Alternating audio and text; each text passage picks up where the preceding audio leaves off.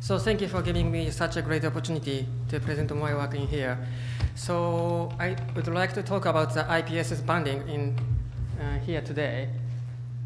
So currently, the IPSS have the banding of symptom severity, which allow us to divide the patient into 3 groups with their severity, and the cutoff point is 8 and 20. But first of all, this banding was developed with global population, which involved rats and even non-rat patients. And also, some papers showed even men without symptom showed average IPSS score of 8.5. So our question is if the current banding is appropriate for grading rat patients by symptom severity. To get this, the answer of this question, we utilize the clinical information from randomized multi-center clinical trial, which is called upstream study. And upstream study is being conducted to investigate the impact of invasive urodynamics on the clinical pathway of male patient referred to secondary care. And we extract the patient information from this basement study, and we got 7 male patients from 26 major hospitals in the UK. And we did several statistical analyses. So first, we checked the normality of IPSS score in this cohort, and the QQ plot showed there is no normality in IPSS score, so which means we can't use a median or a quota value as a cutoff. We need to make up specific cutoff point for IPSS score. And then we made up the ROC curve of IPSS, age, Qmax, PVR, and voided volume. And it is very impressive. So first of all, I have to say the IPSS is highly predictable value of patient QOL compared to other objective value. So this is very impressive. And then we check the cutoff point from ROC curve. We would say this point should be a proper cutoff of IPSS score.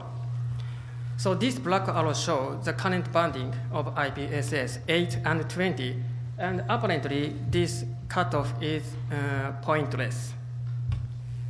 And we would say the proposed cutoff point should be 15 and 23. And next, we did a similar thing using histogram of IPSS score.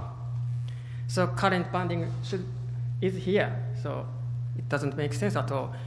And our proposed cutoff point looks much more properly for for grading patient with severity.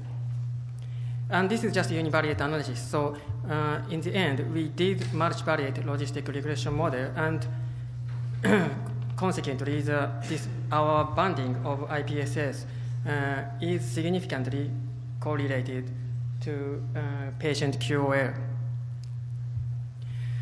So in the conclusion, we validate a severity banding of IPSS score using multi-center trial data, and we propose this banding should be better than current banding. Thank you for your attention. This is open for discussion now. So anybody has any questions about this paper? I've got one. That was excellent. I like the idea that you used real math to come up with a proper answer of what's the correct banding.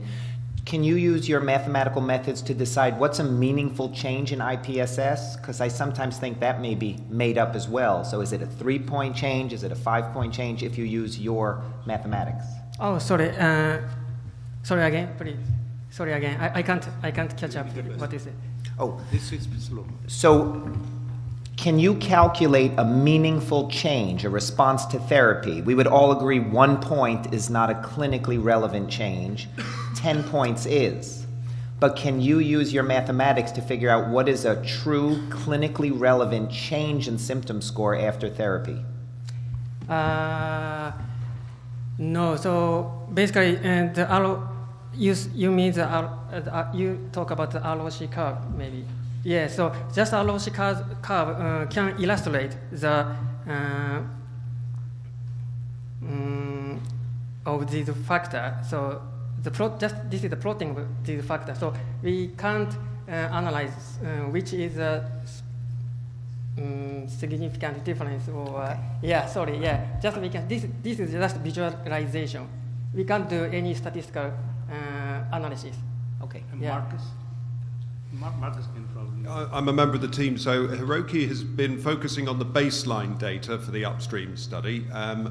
I absolutely want to see meaningful change scores on IPSS. The results information comes out on September the 17th, and we'll be looking at meaningful change in IPSS for medication therapy and surgical therapy, and meaningful change in the ICIQ MLUT score as well. But Hiroki and I need to decide on statistics. Got it. He's a good one for statistics. Perfect.